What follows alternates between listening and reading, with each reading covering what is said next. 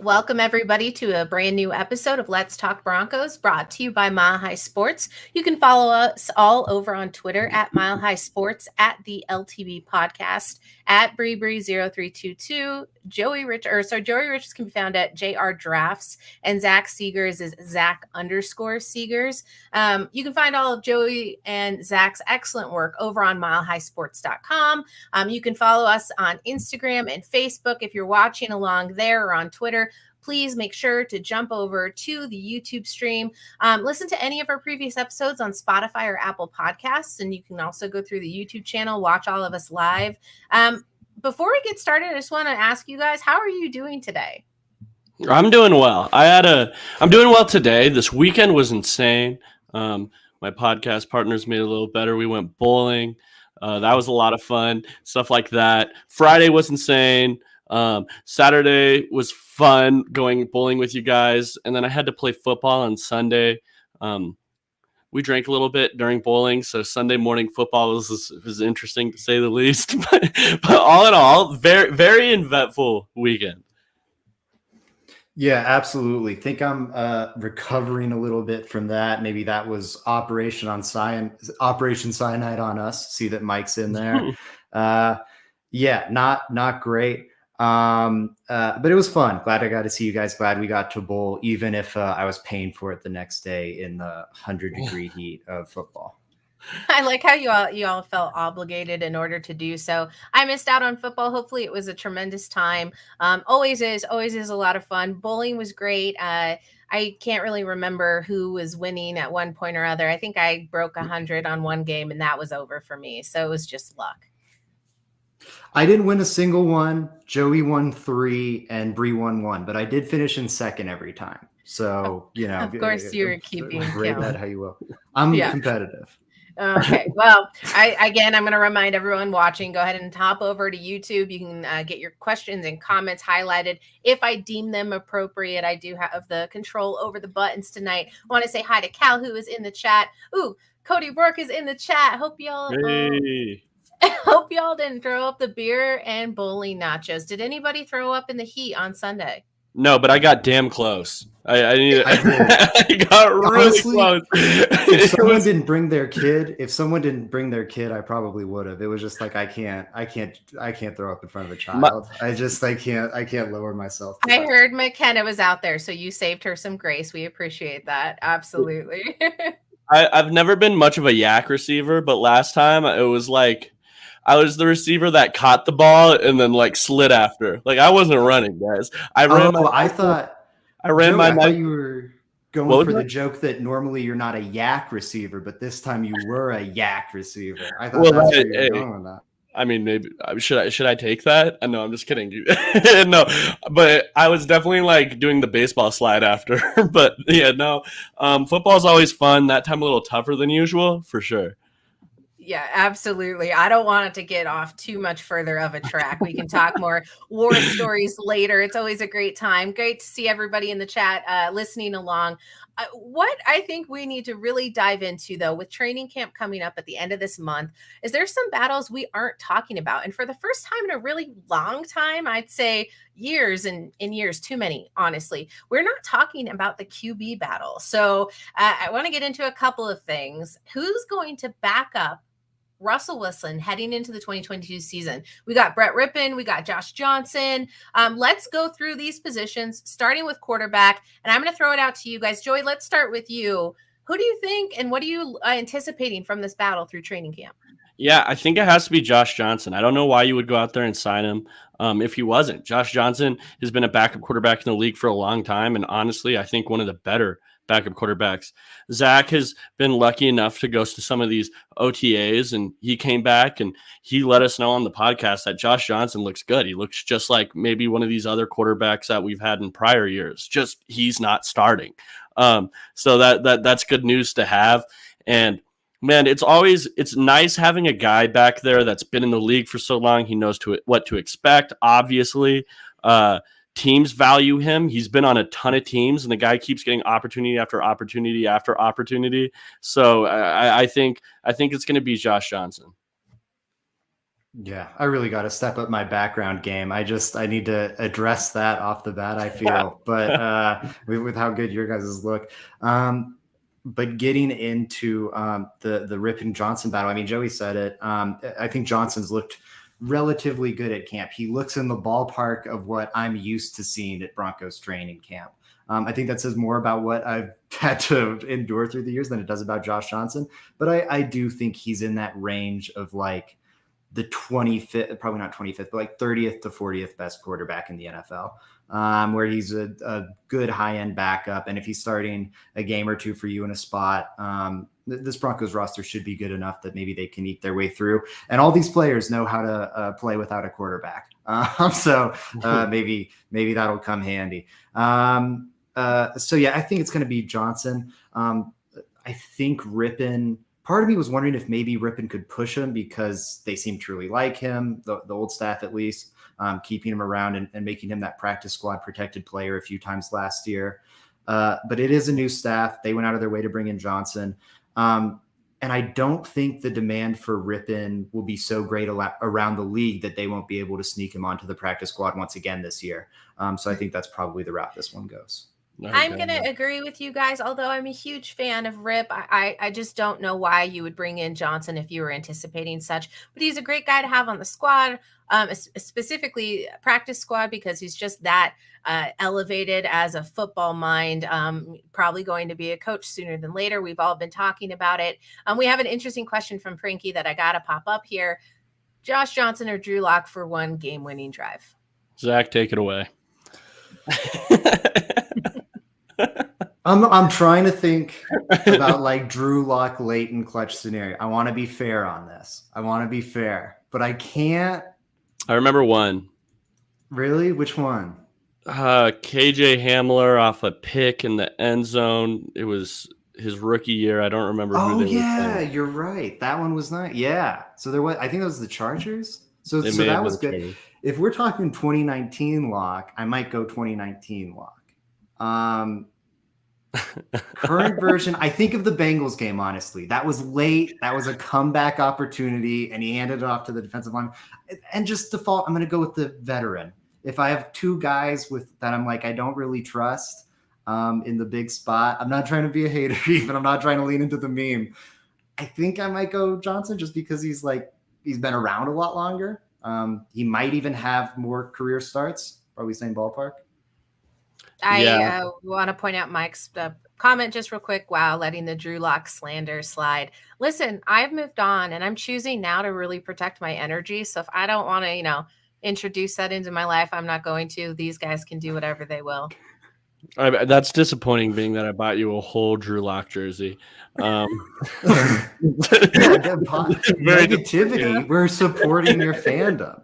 I mean, it happens. I will say though, I've seen Drew Lock play, and that's my comment. I don't have much after that. I think Johnson. So she's going with Josh Johnson. He's a dependable backup, but he's not a starting quarterback. Drew Lock right now is still technically a starting quarterback until we hear the Geno Smith news break. So I'm going to go Drew Lock just because I have to stick with my. I think it's a meme now. I don't know what I am anymore. I like it. You gotta stay consistent with the bets. Yeah. You really do. Did you guys get that out of your system? Do you feel good about the quarterback? Don't look at us. Frankie did it.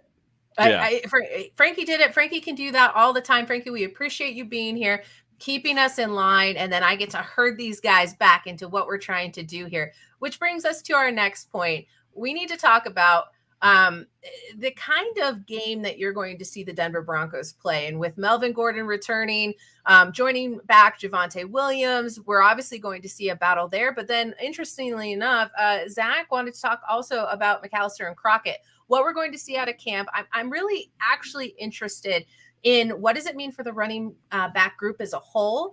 We'll get into offensive line later, but what are you going to be looking for at training camp to confidently declare a winner between Gordon and Williams? Or is that not actually what we're looking for here? Give it away. And since Joey started last time, let's go Zach. Yeah, for me, I need to see, I guess what I'm watching for in camp, to your question, Bree, is what do Gordon's legs look like? Does he still have that burst? does he still look like the Melvin Gordon of last year, the last few years in Broncos country? If so, I think the Broncos are in fantastic shape.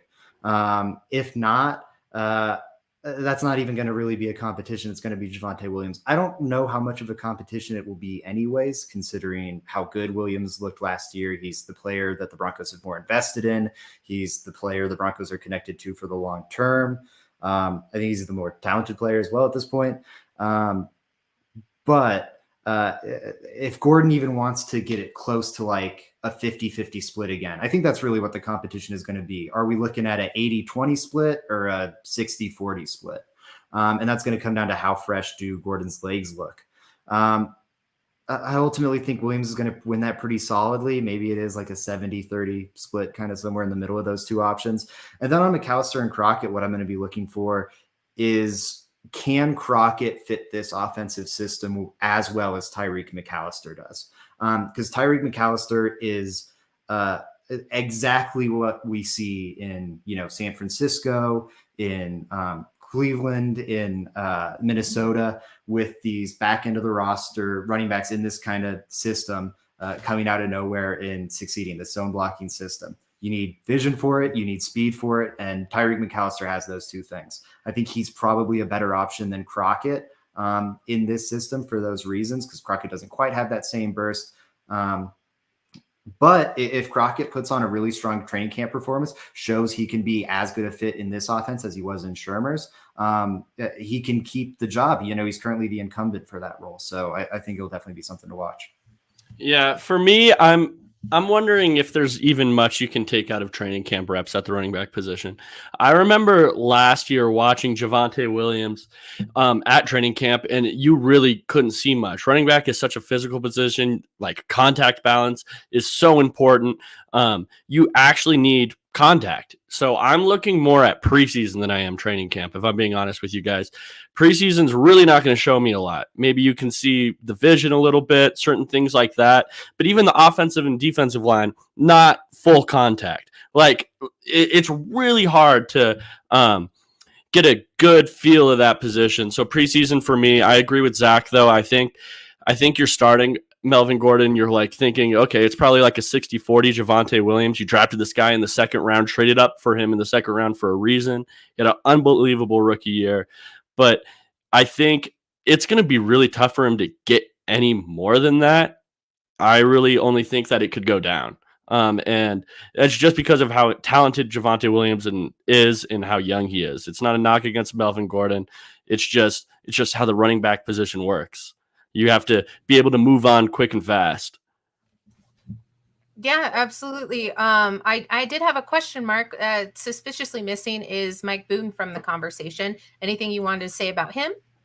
I think he's locked into that number 3 spot, which is why I didn't list him. I don't think McAllister or Crockett can really push him for that spot. And I don't see, maybe if Gordon really looks bad in the preseason or camp or something, we could see Boone become the number 2, but I think that'd be a pretty surprising development. So I think it's kind of those two guys are sorting out the 1-2 thing. The other two guys are figuring out the who's a practice squad guy and who is off into the ether. And then Boone's right there in the middle. Yeah, absolutely. Before I give a little piece that I wanted to throw out there, Grand Zire 12. Hey, Joey, Zach, and Bree, hope all is well. Caught you 3 live, but moderating my Eagle content creators. We want to say hi to the Eagles crew. JC Eagles, Bird Gang 31 sent me over. Hitting the like button to show support. If you're here in the chat, please do the same. Go ahead on YouTube. Give us a like, subscribe if you feel so. Hit the little notifications bell. You'll see every time we go live. So thanks for the shout out, my dude. Really appreciate it. I think that along the same lines that you guys are talking with Gordon and Williams, it could very much so turn out much as it did last season. Seeing a lot of snaps from Gordon. I think I'm looking at it less of a competition. Zach, when you were tweeting out from OTAs and your thread about Gordon coming in with just these fresh set of legs, I have high hopes for both running backs. And I see them both potentially reaching for 1,000 yards apiece this season, if all goes well, if that line holds. I'm excited, and I think it's a new reinvigoration for that position. So I'm not really looking at it as like contention. I know there's going to be plenty of it out in Broncos country, so I'll let them do the arguing, more akin to who I am as a person. I'm just super excited and optimistic about it. And Melvin Gordon's really reaching for the top 10 rushing list. So he's almost there. I think he's going to be able to knock it out this year. And then also for rushing touchdowns. So believe he needs 4 to pass CJ Anderson, and then a handful more off of that to get into like pretty high up on the list. So that's exciting. And that's what I'm looking forward to, is seeing him in his same form, and just really hitting the regular season hard. Let's see. I was looking for comments. Can I hit on a Mike Boone point real quick? I'm interested to see what his rep share is like, if at all, because there is one specific skill that he has, or attribute that he has, that the other two don't have, and that's simply just the speed element that Mike Boone brings, especially in that wide zone system. Like, that's something that he can do really effectively, and he can bring a new element to that. We've heard it all off season. That's something, especially in the presser. I remember that when Hackett was brought in the presser, that wide zone was talked about a lot, and I think Mike Boone could be well served there. So I'll be interested to see that for sure. Yeah, fully agree. If anybody in the comment section wants to chime in here, who they think in either position is going to start. If you think we're wrong, please call us out. If you think Zach's wrong, call him out. Joey, too. You can leave me out of it. I don't want any of that drama. Call me out, Joey and I not go wrong. toe to toe. Yeah, exactly. Exactly. Yeah, if you want to expose yourself for, being wrong and disagreeing with us, like, go ahead. Wow. Exactly. Now he's throwing open invitations for fisticuffs out there, which I fully support. I would watch that all day long. We'll sell tickets. I'm feeling cocky after committing murder this weekend, but fake murder, virtual murder, Twitter murder. Let me just tell you right now, if either of my co-hosts were involved in such, I'm sitting down for those Dateline interviews. Just any question, I got this covered. Under the bus. What a turn our show took. I know, we got really dark, and that's why you tune into Let's Talk Broncos. Frankie says, I'd forgotten Williams received 50-plus targets last year. You think he increases or decreases that target share? Great question, Frankie. Go ahead, boys. Decrease. I think decrease. Receiver target share is going to go up across the board. That means more for Patrick, more for Sutton, more for Judy, more for Hamler. And that's going to mean tight end goes down, running back goes down.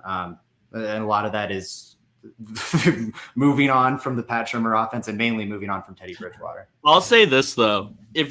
So here's the difference between Williams running up the middle, where he's so talented, but man, getting that guy one-on-one in space, which is what you could do, getting him receptions, right? That's dangerous. That's really, really dangerous. If you just have that one tackler in front of him, and it's just Williams, who I think has literally one of the best contact balances like in the league for sure. That's a tough task for anybody to make that tackle. Yeah. I think. Sorry, I gotta chime in here, Zach. You're being called out. Mike over at MHRT, the 5280 podcast, says, I'm super excited that Gordon is back, and I was pretty excited about Williams and Boone. Also, 5280 versus LTB boxing match, Mundungus versus Seegers. Let's settle this. I will ref. I think I have a shirt available, so let's go. I guess Joey and I are committing more murders. No, I found it interesting that they didn't even mention me in there. I don't know. Joey, I think you would have to take on Boggins or something. Frankie has a follow-up, only curious, because we've seen Green Bay utilize Aaron Jones in the pass game a ton, but they also don't have near the receiver depth. Yeah, no, and I think we will see him utilized. The thing I was going to tack on to Joey there was I don't think we'll see the 50 target, just because that is a pretty big number. Maybe in the 17-game season it gets up around there. But I like maybe it does get in that ballpark, but I don't think we're going to see it uptick just because there's not much room for it to go up. I do think overall, to Joey's point, those targets are going to be more effective. And that's going to be in part due to Javonte Williams growing into that role some. And I also think just the targets being a lot smarter. They're going to be lining him out wide as a wide receiver. It won't just be like a flat dump off, that's his one route he's running in the offense. They're going to be a little more creative, a little more varied, and get him some advantageous matchups. That's, such a huge part of this offensive tree. Yeah, absolutely. I think you've done a great job at outlining all of those. Oh man, it's still going in the chat. I'll let you read that one, Zach. Give me 1 second while I switch over to our next position. Never mind. We got this going. Depth, and more depth. So Russell Wilson has a variety of different targets out there. A kid in a candy store, if you will. We got the addition of good hair haver and fan favorite and Greg Dulcich. Drafted number 80 by George Payton and crew to join the ranks with Alberto, Eric Tomlinson, Andrew Beck. I think Saubert is still listed on the depth chart. Although Dulcich has kind of mysteriously been sidelined by some injury or maybe possibly a healthy scratch. So he should be good to go later on for training camp this month. What are you looking for out of the tight ends, and who takes TE1? I'm going Okwuegbunam. I think that's pretty comfortable just because rookie tight ends always struggle. Greg Dulcich, I think will have a good role in the offense this year, but I don't think he's going to unseat Albert Okwuegbunam. And then if you look at the other three tight ends really quick, with Saubert, Beck, and Tomlinson, that's where I think it really gets mucky in the tight end room, because Beck, you feel like they kind of have to keep around because they're going to use a fullback in this offense, and he's the only fullback on the roster. So it feels like he's kind of weirdly safe. I also think the fact that he's one of the only versatile tight ends on the roster that can kind of line up in line and function as a blocker and an adequate receiver makes him pretty safe. But Eric Saubert, I think, is a better inline tight end than Beck. So I feel like he has a good chance to make it. But then you have Tomlinson, who was brought in with a very specific, clearly defined role, just being that pure blocking tight end. And it's something we know he's good at. So on one hand, I feel like Saubert and Beck kind of have to make it because they're not going to function as offensive tells that let the defense know what you're doing, unlike maybe an Okwuegbunam or a Tomlinson will, or a Dulcich. But I also think Tomlinson was brought on for a reason, and he's good at playing that role. So I don't think he's going to disappoint in camp. I think he's going to be what the Broncos want. And that leads me to believe he has to stay. So this one's the toughest for me to project. Are there concerns there with that lower extremity issue or injury that Tomlinson has suddenly been plagued with, or is that not an issue anymore? I think whenever I don't know. I think injuries are always worrisome when honestly you're going to be a tight end or any player on the roster that's going to be, you're not like a right-in starter. Right? It's football at the end of the day, and there are tough cuts that have to be made in the NFL. So especially, Zach went through this whole thing, and he gave you reasons of why he's unsure about these final three. Any injury to any of these guys is a big deal. You need them in training camp, honestly, or that could be their job. Sorry to say, but that's just how it works in the NFL, unfortunately. And so, yeah, I definitely think it's worrisome. But Tomlinson does fill a void that I don't think anybody else on this list does. Not even to the same degree. I think Saubert's okay, Beck's okay, but Tomlinson fills a void to an extreme, right? So it'll be interesting how they sort this out. I agree with Zach on Beck. It feels like he does, being that he is the fullback tight end. It's funny because we had this conversation with Calvin Anderson, right, about how versatility will keep you a job. That's what he said. And that's exactly what might happen with Beck there. You need to be able to play two positions. It makes you that much more valuable. So I would definitely keep Beck. Awesome. Frankie chimed in. I need Saubert, Beck, and Tomlinson in a heavy package. I could see it working. I could see all five of these guys making it. I don't think that's out of the question. You do have to play some numbers games if that's the case. yeah, it is going to be really tough. I ultimately think, Saubert's probably the one that misses out. On the Tomlinson injury point, I'm not too concerned about it just because it feels like this coaching staff was playing things so safe throughout OTAs. If anyone had any sort of tweak or, if you were at 95%, they were going, we're going to sit you down. We don't want to re-injure anything or aggravate anything during this kind of pointless time of the off season. So yeah, I think with Tomlinson, it is definitely a concern if it carries into training camp. But I could very easily see that him missing practices was just precautionary, and his injury is not that concerning. It seemed very, I'm not even going to say overly cautionary, but just as a safe bet to do so, keep him on the sidelines, on the bench. It's safe there. And I think that this is a big position where staying healthy is going to bode well for how long you are the starter. I think obviously Alberto is there starting TE1, and then Dulcich could have a chance to climb those ranks. If anything, he's big bodied, he's fast, but Albert O needs to stay healthy and consistent. So we shall see. I'm going Albert O for the start there. Can I make one more comment about Dulcich? Just because I sat down and watched some Dulcich film today. The more I watch Dulcich, the more he kind of grows on me. Just because, man, the way he moves and is just so different than your regular tight end, right? In and out of cuts. Like the word that I would most use to describe him would be just smooth. He's a smooth operator out there. He does stuff that in that frame you shouldn't really be able to do. So I'm excited about him. It's the fit that's a little more worrisome. We've been saying that since the beginning, but yeah, the player is definitely growing on me. I'm glad to hear that, Joey, because you weren't on board back in. I can remember us sitting on the floor. I was about to say on the floor with the mic on the suitcase. Ooh, Frankie said a word I went with when watching was saucy. Yeah, good word choice. I like it. I'm gonna need to know what saucy means. Velveeta, that's smooth. That's not the number one choice for queso. Velveeta is smooth and saucy. I don't know. That may be it. You got to microwave it first, warm it up. You guys are ridiculous. We're going to move on to the next battle, wide receivers. And there is no shortage of wide receivers currently on the roster for the Denver Broncos. Which ones make the cut? Which ones are going to be favorited?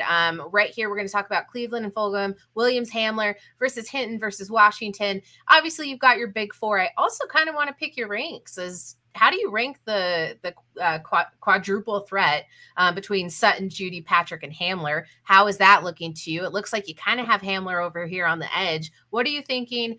Who is coming out on top, and who do you think actually just gets put on the practice squad? I think that mantra. So, okay, I think we know the big four being Tim Patrick, Cortland Sutton, Jerry Judy, and KJ Hamler. They're pretty much locked in to get it, whether it's because of where they're drafted or what they're proven. All those guys, I think, are locks. After that, it gets really interesting, right? It gets really interesting. Now, the next one I think is going to make the roster is Montrell Washington, just because he was drafted for a specific reason, right? Like he filled a need from day one, which is the punt and kick returner. Anybody that these other guys, it's tougher for them, right? They don't feel that initial need. They're more reserves. They can come in on special teams as a gunner or something like that, but mostly there are reserves in case somebody gets injured. Then they'll get their shot. After that, you have to wonder what's up with Seth Williams, right? He's a guy with great potential, great size. I think he's a little redundant with Tim Patrick and Cortland Sutton. But with that being said, he could also back up those guys, right? He's a good reserve option for a Cortland Sutton or Tim Patrick, a guy that you don't have to completely change your offensive strategy or whatever you were going for. So Seth Williams fills that void. So I think those are the two guys that I would pick to make it. Kendall Hinton's right there as well, just because of his versatility. I know that he can play the slot. He can play a little of the outside, and he can be a guy that fills multiple voids, which is something you're looking for from a reserve. So I don't know. It's interesting. Once you start getting to the bottom half of the receivers, every single year pretty much, it's going to be a competition. There's so many good receivers in the league, and it's pretty hard to predict. So what do you think that top 6, 7 looks like or ends up looking like? I think the top 6 are the 6 guys I named, being Tim Patrick, Cortland Sutton, Jerry Jeudy, KJ Hamler. I think Montreal Washington gets in there. And then at that 6th spot, I'm between Hinton and Seth Williams. So not looking at Tyree over there as the 6th, more of a special teams. Yeah, yes, I think Tyree Cleveland has potential. I think he could be the best special teams player outside of Montreal Washington if you're looking at the reserves.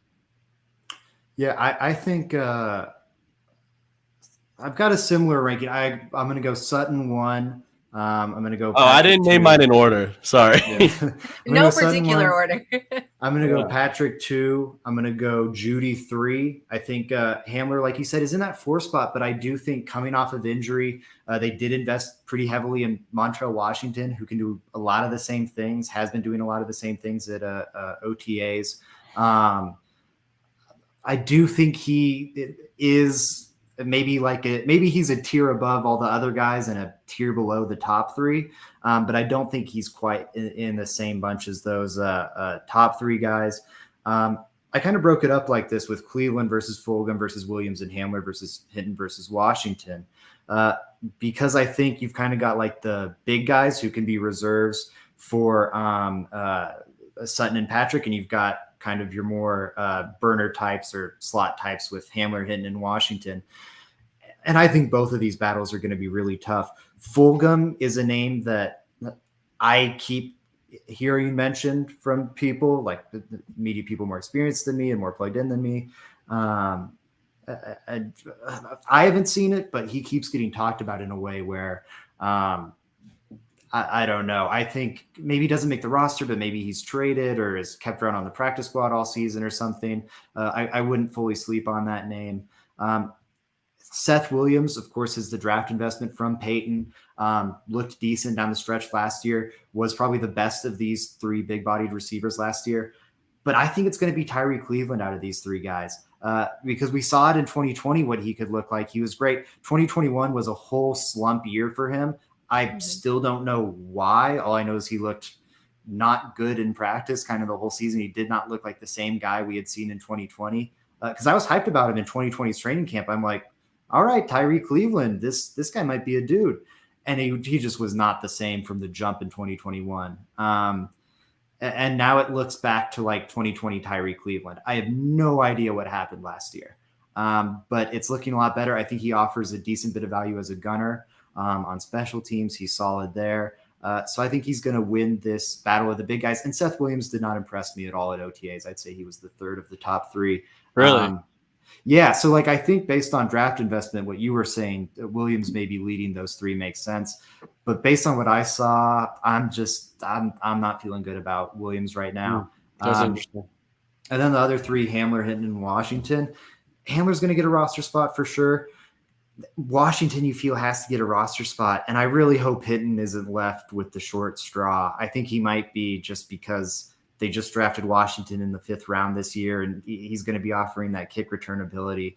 But Hinton keeps getting better and better. I think he can probably, I don't know, maybe can do, I don't know if that's fair. He's not terribly far removed from Jeudy and Hamler, I don't think. I think he'd be a good backup for, like last year, if those 2 guys go down, I think he continues to progress as he learns the wide receiver position. And this year he would be even better equipped to fill in for Jeudy or Hamler. And so I do think it would kind of hurt to lose him. Maybe like we thought it would hurt to lose Trinity Benson last year. But yeah, I think Fulgham and Williams are definitely gone and maybe Hinton. Sorry.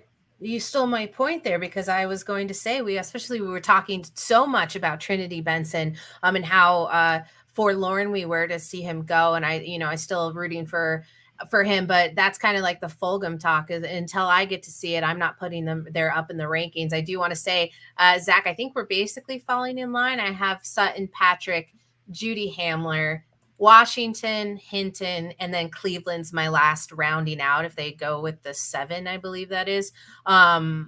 Seth Williams, I think, is teetering there. So I don't know. It depends on how. And that's just what we're talking about when we talk about camp battles. Very interesting stuff going on there. Did want to ask you guys a question. N. Jones came into the chat, and I think it's Acrisure Stadium, a worse name than Empower Field. It is, right? What do you guys think? Yeah, I mean, the fact that you were like stumbling trying to pronounce it tells it all, right? Like, you cannot, definitely worse. If you can't pronounce the brand that is supposed to, like, that they paid so much money to get branded on the stadium, it's a bad stadium name. I don't think it's good. And it also gets knocked. The additional point I'll throw in, the stadium bit. It's always got to be Mile High Stadium at whatever field. So I think that's a big knock. Yeah. That's a really great point, Zach. I'm just going to say I couldn't even figure out where I was supposed to put the emphasis. So that was just a complete lose by me. I'm just looking for comments. Pardon me. Okay, fantastic. I think that was a great discussion. It'll be interesting. I think this is the big one that you want to watch out for, is who catches eyes, who's going to be a standout receiver. And I'm really interested to see who Russell Wilson starts to favor. And we obviously won't see that until the regular season begins. I'm sure you're getting that information from OTAs and training camp, but you're really going to see who's the playmaker and who Russell Wilson is favoring as far as his receivers and possibly tight ends, because I know the conversation has gone around that Russell Wilson maybe just doesn't utilize them as much. But I think in an overall, with this bevy of targets, we're in for some really exciting offense. Did want to go to our next battle. And it's basically one big battle. I would just say it's just one big picture that we need to take a look at, and that is the Broncos offensive line.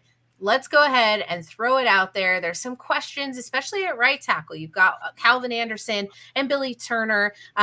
Bringing back Billy Turner, does that mean Calvin Anderson doesn't have a chance there? Who are the pieces and the cogs that you can take from one position and move to another? And does that have a little bit of positive effect on the offensive line for the Broncos, considering they kind of need that synergy and that flex? What do you guys think? Whoever wants to go first can go.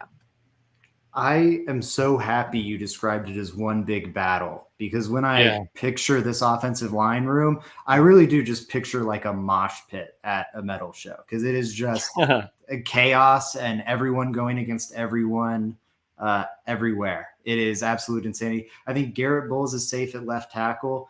I think Quinn Miners is pretty solidified at right guard. He better be. Guard, but I think he's solidified at guard at least. Yeah. Okay. I could see him maybe being on left, but I think those are your two best pieces. You probably want one on the left, one on the right to help maybe your other question marks.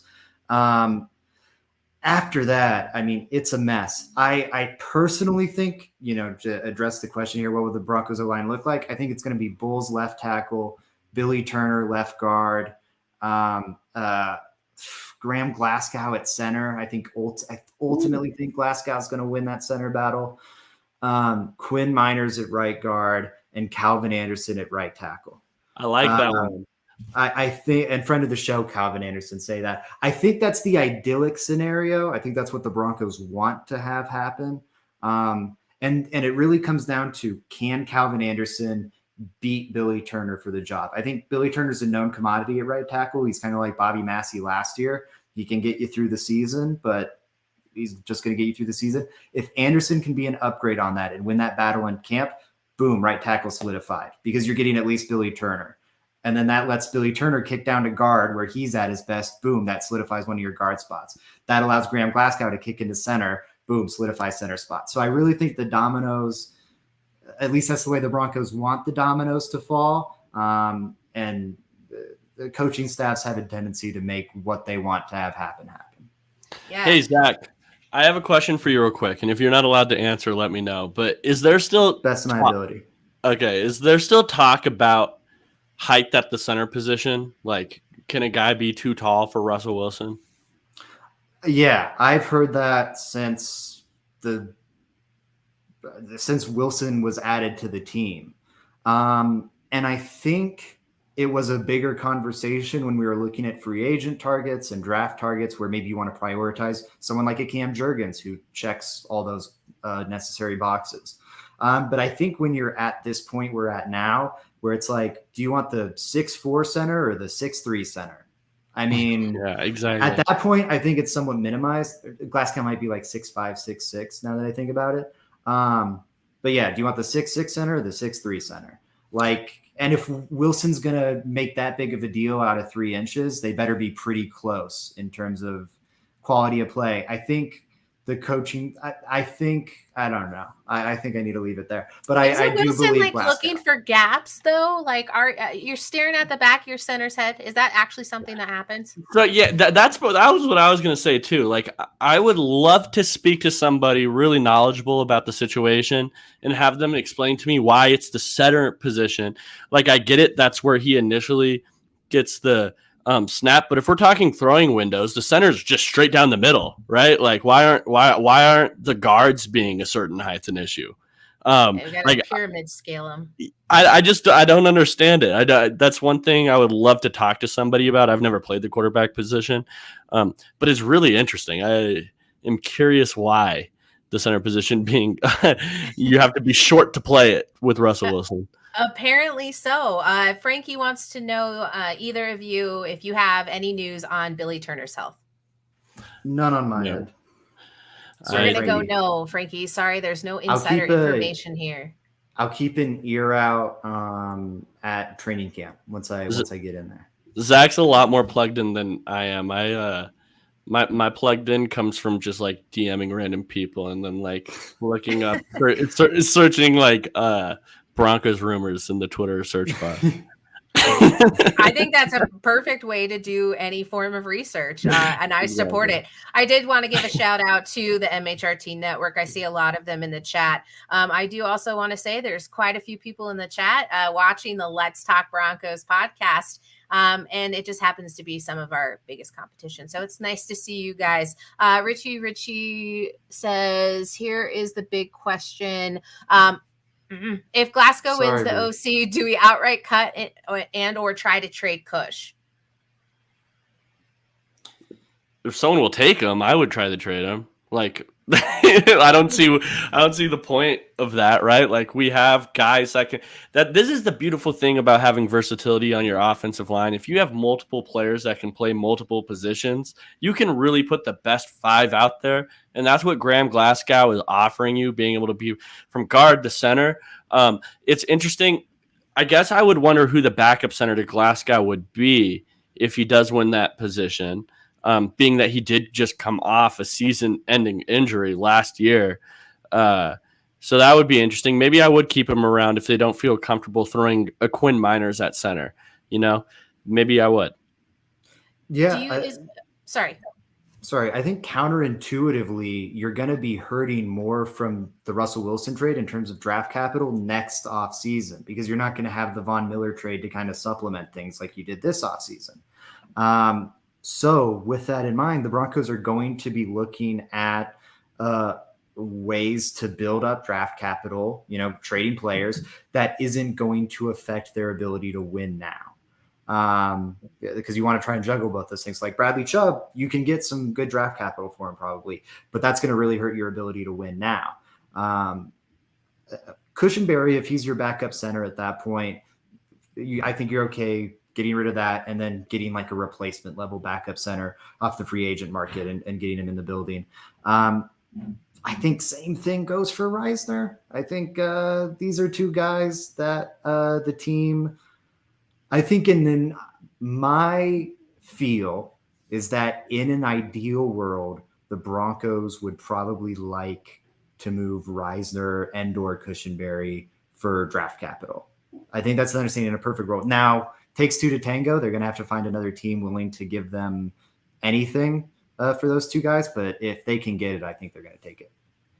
Interesting. And I think it's kind of influential that you noted that possibly Billy Turner taking over Reisner's position, which maybe feels like there's a bit of a warming trend there. Although still hearing Cushenberry there at center. I've got left tackle at Bowles, left guard Turner, center Cush, right guard Miners, and then right tackle. I'm going with our friend of the program, Calvin Anderson. Just absolutely believe there's a lot of potential there. But I do have a question for all of you. Do they keep 10? Do they keep 9 because of the versatility? Do they drop down to 8 even? With how many roster spots are open for the O-line? Man, I struggle with this one. I don't have any idea, if I'm being honest with you, Bree. I have no clue. It just, there's so much competition there, it's impossible to tell. We're really, honestly, going to have to wait for training camp and preseason to see these type of decisions, in my opinion.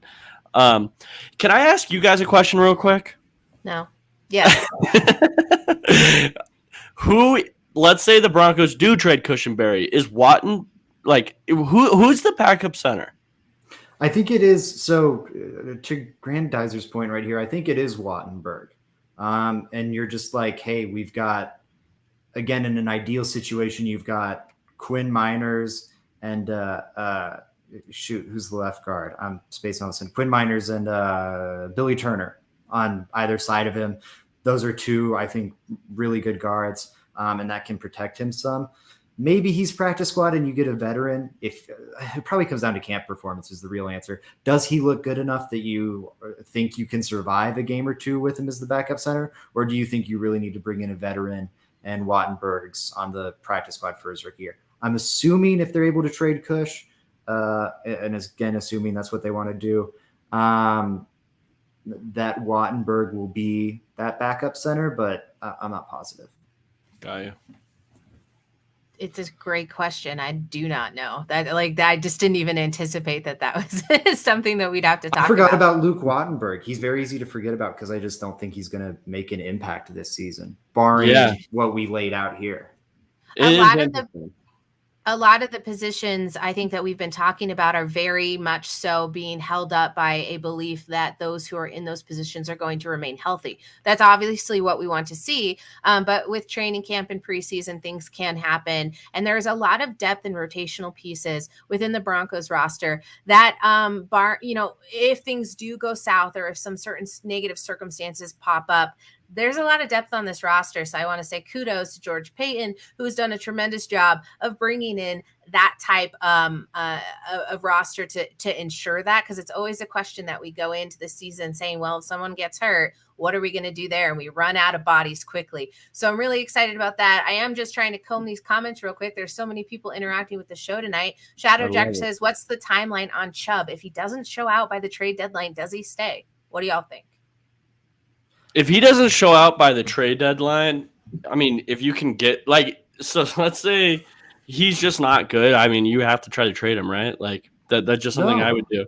You wouldn't? Because what are you? Okay, so here's the thing. Here's why. But okay, go ahead. This is, in my opinion, the answer to this question is no. They're not trading Chubb. It does not make sense to me at all. Okay. You are in win now mode. This is the last cheap year of Russell Wilson you have. It is win right now, hopefully mode. I don't think they will, but I think your chips have to be in the center of the table for it. On Chubb, if he is looking bad before the trade deadline, you aren't getting anything that's moving the needle for him. You're not getting anything for 10 weeks of Bradley Chubb, who has been bad for injured, not playing for 2 seasons, or ineffective entirely for 2 seasons. And then he comes back healthy and is playing poorly. Who's trading good assets for that? Keep him on the roster. Zach, I think you're severely underestimating how stupid the league can be at times. I think the league trades for bad players all the time. I think we've seen the Broncos. No, I'm not saying people wouldn't trade for him. I'm saying you're getting a 6th round pick, and why are you taking a guy who still, maybe he turns it on down the stretch of the season, a guy who could be the best pass rusher on your team? When you're in win now mode, you're not going to trade him for a day 3 pick. And that's all the risk there, I think, isn't worth the reward, is what he's saying. Although you'd be like, okay, what's the point anyways? I get it. I do get it. And I'm a big Bradley Chubb fan. I think him coming into the season, him saying that this is the first season in a while, off season in a while, that he's coming fully healthy, that's super encouraging, and I'm excited to see him this year. But if the guy is not playing good by the trade deadline, guys, we moved Baron Browning to edge for a reason. We drafted Nick Bonito for a reason. I think the Broncos making those moves, they're telling you something. They're telling you that his job is it's on the line. be coming up with this contract coming up. So if he's not playing well, you get what you can get for him, being that you did trade all those draft picks. That's just the way for Russell Wilson. That's just the way I would think about it. For me, it'd have to be like he's on the bench. Like if he's getting outplayed by Browning and Benito to such an extent that he's on the bench and Benito or Browning are starting alongside Gregory now, then okay. But if we're talking about a guy who's playing bad, coming off of, so if you're looking at his last 4 seasons, it would be missed pretty much a whole year with injury, had an 8-sack Pro Bowl season, was injured and ineffective for an entire season, and then was bad for a half season. I don't think you're getting anything better than a 5th-round pick for that. But are you taking a starting pass rusher off a team that's hoping to contend for the playoffs for a 5th-round pick when that player probably hits the market and gets you a 6th or a 7th comp pick down the line? I just don't see why we're expediting that by 10 games when he could still help you. He could turn it around down the stretch. I guess it does depend on what your record is at the trade deadline. It does. I think that's a big deciding factor there. If the Broncos are struggling, you need to try to get picks. That's always something. If you're not winning, it's better than middling. Always in any sports league, in my opinion. So it does depend what the record is at the time, but definitely. Yeah, I think that's the biggest deciding factor there. But it depends. It would shock me to see Bradley Chubb be a worse run defender than Nick Benito or Baron Browning by the trade deadline, and that's something that would be valuable. That would absolutely shock me. I think he's going to have a good offseason, but it's a very interesting conversation. The disagreement, we're going to have to bring this back up. Frankie thinks, keep Bradley. I even favor trying to re-sign him while his value is low. Frankie, I appreciate you using his full first name. That's a rather professional. If I try to call him Brad Chubb, I don't know. That just doesn't sound right. I was about to say, I like calling him Brad Chubb. That might be my nickname for him. Like, I feel very dad at a barbecue. Like, you see Brad Chubb this week? Brad. Good game. He has the best Twitter, Instagram handle, I think, in the NFL. Yeah. Oh, yeah. Yeah, it's pretty great. It's Astronaut? fantastic. That's a pretty good one. It is pretty good. And it's so marketable. I really love it. I just want to thank Shadow Jacker for bringing all of us to blows with that question. I think there's a variable amount of ways that you can come at that question. I'm all for keeping Chubb. I think that as I was saying earlier, the reward later on, if they do keep him, is more than any investment you're going to get from any other team if maybe it's low. And I agree. I think Frankie makes a tremendous point. Re-sign him while his value is low because that contract year is coming up. Mr. Boggins, not Mr. Boggins, asked if the brick was real. I'm going to leave that up to everybody at home. Not going to answer that one, although I was very confused reading that at first. So I'm glad that all played out without me having to interact. I'm going to thank everybody for stopping by to watch Let's Talk Broncos on Mile High Sports. We're so excited to be here, bringing you all of this content. Training camp's going to be coming up really soon, and we are going to be flooding your feeds with everything that we know, everything that we see, and we can't wait to bring it to you. I do want to have Joey and Zach tell us where they can find all of their great work before we head out of there. So Joey, go ahead and start us off. Yeah, for sure. You can follow me at JR Drafts. That's where all my Twitter is. And then, check out all my writing at Mile High Sports. Those are my 2 big things. Zach, where can they find you? Yeah, Twitter at Zach_Seegers.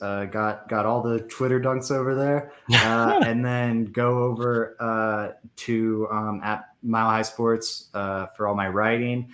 Got articles out just about every day. Going to have X Factors on defense dropping tomorrow. Talking about why I think Ejiro Evero is going to make this defense better. And then stay tuned for the August issue of Mile High Sports Magazine. It's going to be the football preview issue. I have 2 features in it. Spent a lot of time on those, and I think they're awesome. One's looking at the 2017 Saints draft class in comparison to the 2021 Broncos draft class. I think there's a lot of fun parallels in there. And then another one's looking at Russell Wilson, of course, and what to expect this upcoming season. So definitely stay tuned for that. I've put a lot of work into those, and I'm proud of the final result. I can't state how proud I am of the both of you for cranking out just a ton of content. And it's the slow period. Wait until it's just absolutely bonkers. And I'm so glad that you guys are along with us. If you haven't already, go ahead and subscribe, follow all the accounts, follow our Instagram, follow us on Facebook if you use Facebook. I don't know who uses Facebook, but if you do, go over there too. If you want to listen to me talk, you can find me here, as always, with the Let's Talk Broncos crew. You can find me over at MHRT with the 5280 podcast. And then every Thursday from 7 to 9 p.m., I'm over on 98.1 FM for Mile High Sports for the Fan Cave. Love talking sports with all of you. Love just covering these conversations. So much fun for me. I wish you all adieu. Have a great evening.